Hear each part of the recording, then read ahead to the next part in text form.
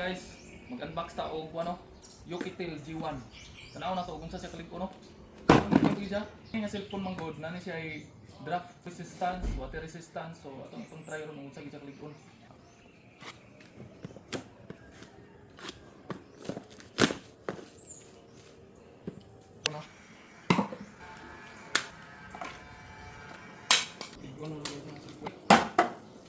So muna na siya.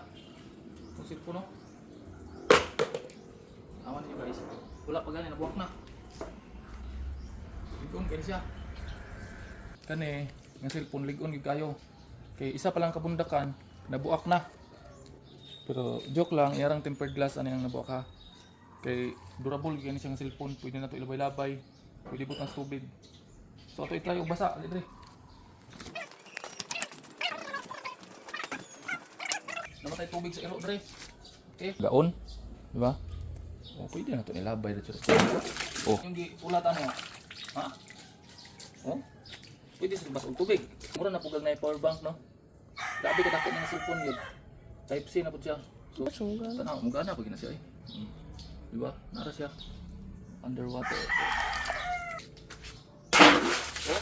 Oh, pag nagka. Hindi na to. Ito na natuugid mo. Kusgon gyud na to. Oh! Buwak ang kanang langada. Pero itong cellphone, wala. Diba? Grabe ka ligon yun, bay. Yukitel lang sa kalam.